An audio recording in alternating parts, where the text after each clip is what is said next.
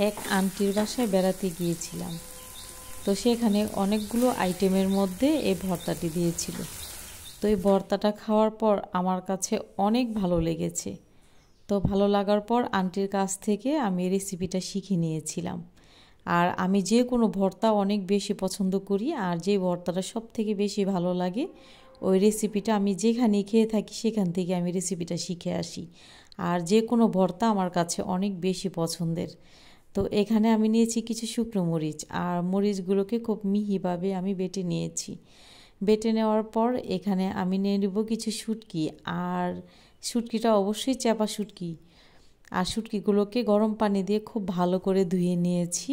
আর আপনারা দেখতে পাচ্ছেন শুটকির মধ্যে কিন্তু শুটকির মাথাটা নেই, তিতা হয়ে যাওয়ার সম্ভাবনা আছে, তাই আমি শুটকির মাথাগুলো ফেলে তারপর শুটকিগুলোকে খুব ভালো করে ধুয়ে নিয়েছি।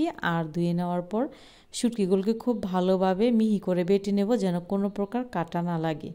তো শুটকিটা যখন বাটা হয়ে যাবে ওই পর্যায়ে এখানে আমি দিয়ে দিব কিছু রসুন, আর এই রসুনটাও খুব ভালোভাবে মিহি করে আমি বেটে নেব।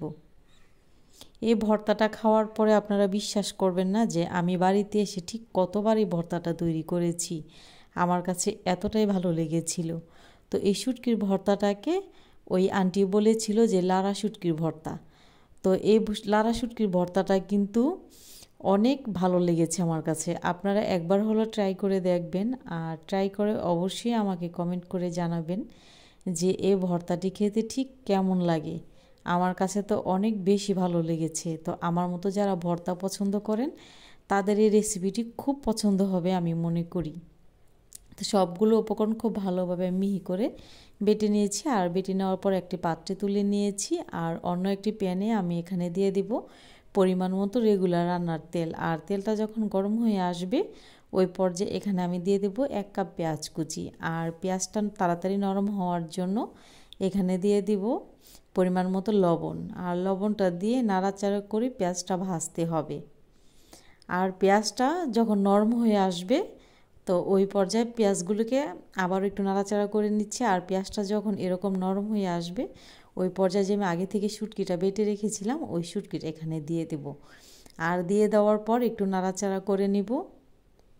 যে কোনো ভর্তা কিন্তু একটু ঝাল ঝাল হলেই খেতে ভালো লাগে। তো আমার ভর্তাটা কিন্তু মাশাল্লাহ অনেকটাই ঝাল হয়েছিল, আর মরিচটা অনেক ঝাল ছিল।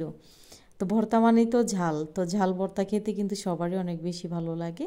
তো এখানে সামান্য একটু পরিমাণে দিয়ে দেব হলুদের গুঁড়া। আর যে বাটির মধ্যে আমি বাটাটা রেখেছিলাম ওই বাটিটা দিয়ে সামান্য একটু এখানে পানি দিয়ে দেব।